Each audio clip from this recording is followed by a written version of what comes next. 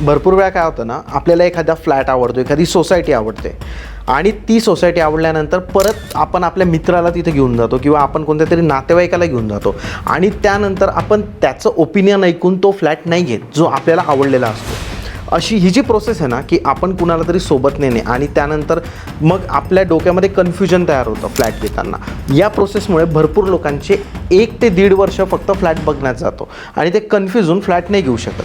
पण जेव्हा ते 1.5 वर्षानंतर 2 वर्षानंतर परत सेम फ्लॅट बघायला जातात, तेव्हा त्या फ्लॅटची किंमत ही 10 ते 15 लाखाने वाढलेली असते.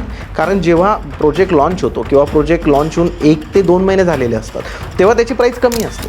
बट जेव्हा तो कंप्लिशनला येतो किंवा 2 वर्ष होऊन जातात, त्यानंतर त्याची प्राईस वाढलेली असते.